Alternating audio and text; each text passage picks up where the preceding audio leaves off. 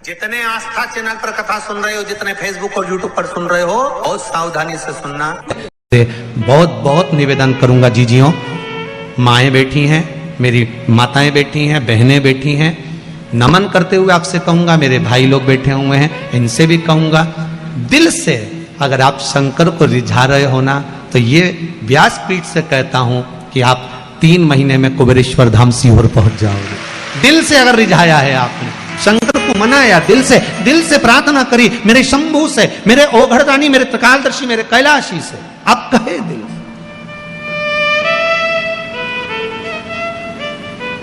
बुरी चाहे। शंभो शरणे मांगू घड़ी रे, दुख दया करी ने दर्शन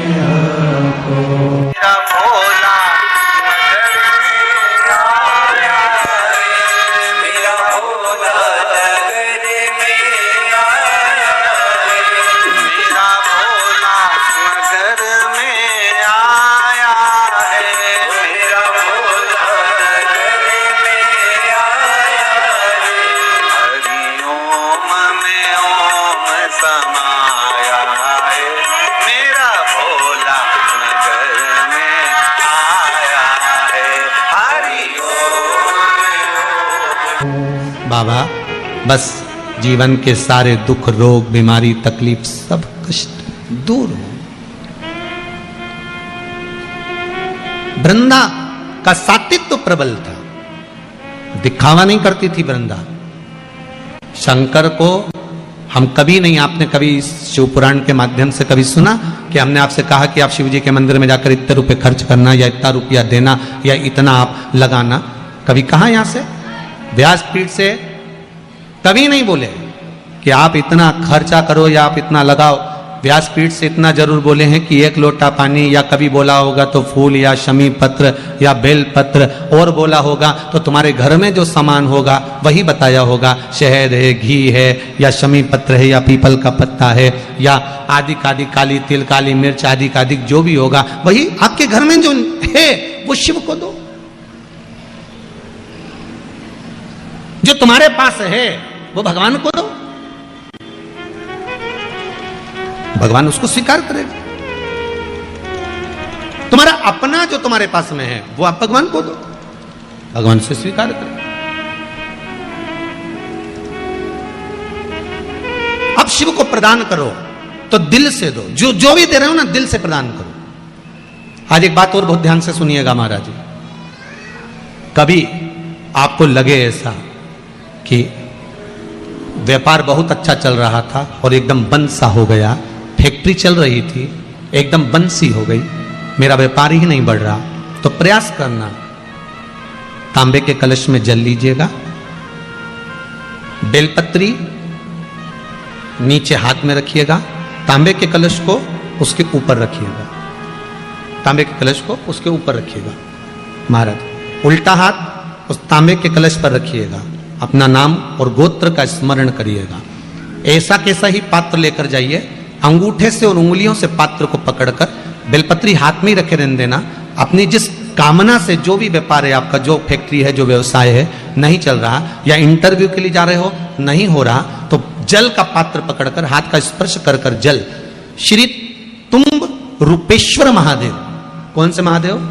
तुम्ब रूपेश्वर महादेव के नाम से शिव को चढ़ा दीजिए। बाद में पात्र को नीचे रखकर बेलपत्री शंकर जी पे जब चढ़ाएं तो इस डंडी के भाग को अशुक सुंदरी का स्थान होना चाहिए। चढ़ाते समय डंडी का भाग अशुक सुंदरी की ओर रख दें महाराज। झोली पसार कर प्रणाम करें, बाबा से निवेदन कर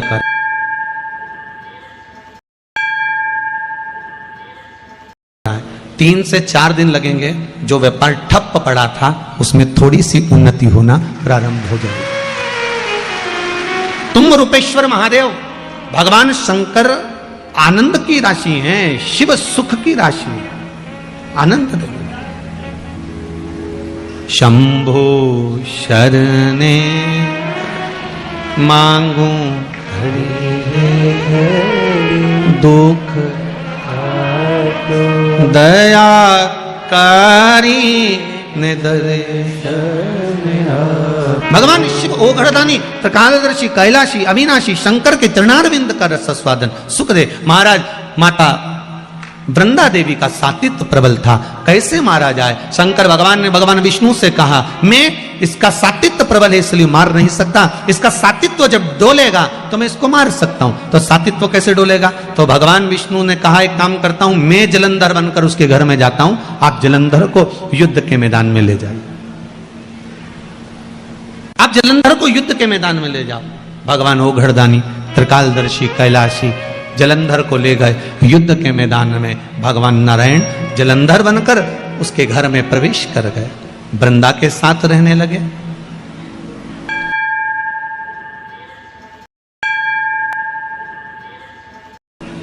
कितनी विचित्र कथा है, बहुत ध्यान दीजिएगा।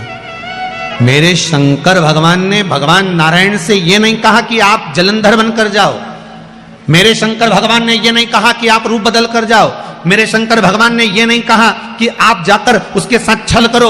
मेरे शंकर भगवान ने केवल इतना कहा कि इसका सातित्व अगर पक्का है तो मैं इसको मार नहीं सकता। अगर सातित्व पक्का है तो मैं इसको नहीं मार सकता, मैं इसको संहार नहीं कर सकता। अब जाएं ना जाएं वो आपके ऊपर।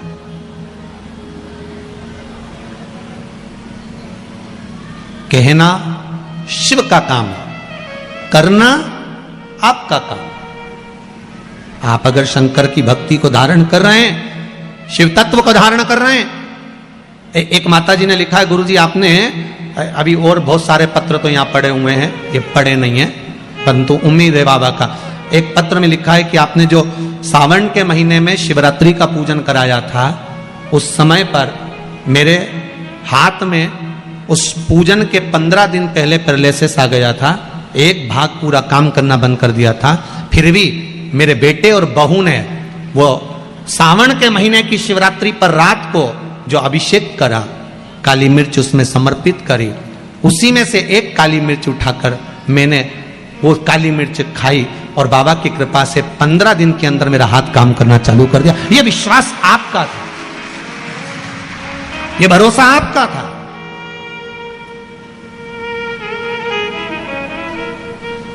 कई लोगों ने वो काली मिर्ची का विरोध भी करा क्योंकि मिर्ची जरा ज्यादा लग गई थी।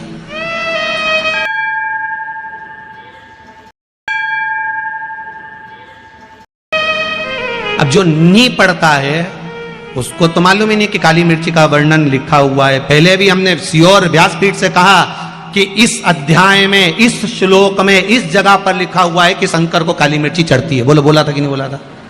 बोला था ना। अब उसके बाद भी अगर लोग उस चीज का, क्योंकि व्यक्ति है, मानव है, ये मानव शरीर है, इससे और हम कहते हैं कि प्रयास करेंगे हम अपनी जिंदगी में, और आज तक भी प्रयास करते रहे हैं। आपका विश्वास कभी नहीं तोड़ेंगे, इतना भरोसा रखना। इस व्यासपीठ से वही बोलेंगे जो इस शिव महापुराण में लिखा होगा। जो उपाय बताएंगे वो पुराण के अंतर्गत के बताएंगे, एक भी उपाय ऐसा नहीं बताएंगे जो जीवन में दुख दे। और आप लोगों ने उपाय करे होंगे, सबको लाभ मिला होगा। बोलो मिला कि नहीं मिला? इंदौर जैसे शहर के लोग भी अगर उपाय कर रहे हैं तो उसका लाभ, जो लिखा है उसको बताओ। मां अपने बेटे को भी कहती है कि बेटा जा रहा है, सुनो, तोरण पर जाओगे, घोड़ी पर चढ़कर जाओगे, तोरण लगाओगे, अंदर जाओगे, तुम्हारी सासू मां तुमको कुछ खाने को देगी तो एकदम मुख आगे मत करना, वो हाथ खींच लेगी। बोलो समझा के भेजती कि नहीं भेजती? मां भी समझा के भेजती है। मेरे वेद व्यास जी महाराज ने अगर ये 24,000 श्लोक की शिव महापुराण की रचना करी है तो जनमानस को समझाने के लिए करी है कि अगर जीवन में दुख है तो शंकर को ये वस्तु समर्पित कर देना, शिव तेरा कार्य कर देगा, शंकर तेरे को संभाल लेगा, तुम शिव के हो। अब आगे आप लोग फिर वो दूल्हा अगर मम्मी की कहना नहीं माने, माँ का कहना नहीं माने तो लपक। अब माँ ऐसा करे सासू और वो मुंह लेके आगे आए, फिर वो माँ हाथ पीछे करे, फिर आगे करे, फिर पीछे करे, फिर आगे करे, तो लोग उसकी सखियां जितनी हैं दुल्हन की वो हंसी उड़ाए, फिर संसार। अगर वेद व्यास जी महाराज ने लिखा है कि आप शिव को ये समर्पित करिए, शंकर को जल चढ़ाइए, बेलपत्र चढ़ाइए, शमी पत्र चढ़ाइए, ये धतूरा चढ़ाइए, इस भाग को समर्पित करना है, अब आगे आपकी मर्जी। कई कई लोगों को तो ये तक नहीं मालूम था कि सावन महीने में भी शिवरात्रि आती है। बस आ गई और निकल गई, मालूम है नहीं। सोमवार की अष्टमी पड़ती है, शिव और पार्वती का मिलन होता है, उसका व्याख्यान वर्णन, उसको समझो। शमी पत्र की क्या महत्वता है उसको समझो, बेलपत्र की क्या महत्वता है उसको समझो, उसको समझना है।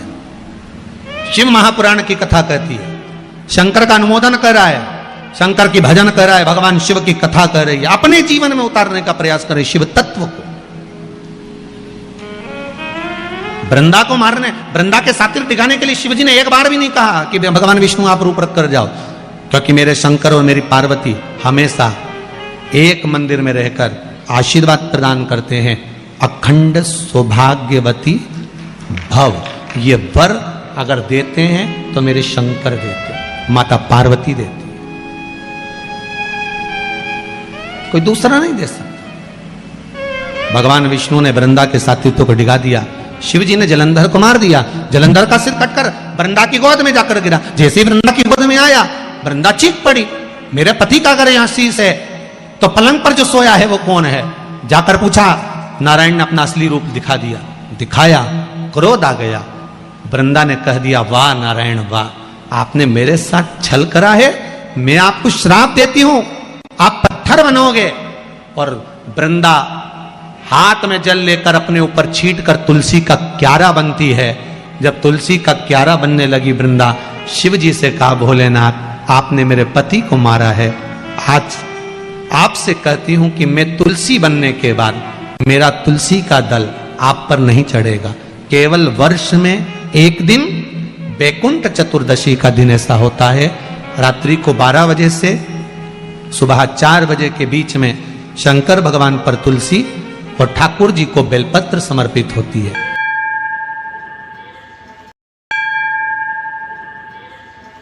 वो बेलपत्र और तुलसी को उठाकर शहद की शीशी में रखा जाता है। शहद की शीशी में उसको रखकर जो बच्चा पढ़ने में कमजोर हो, बुद्धि में कमजोर हो, जिसकी चंचल वृत्ति हो या मन पढ़ाई में स्थिर नहीं हो रहा हो, उसको 1 महीने तक वो शहद चटाया जाता है। 1 महीने से ज्यादा नहीं चटाना है। कई कई लोगों का जो दिमाग काम नहीं करता, बुद्धि विवेक काम नहीं करता, उसके लिए भी पहले वर्णन करा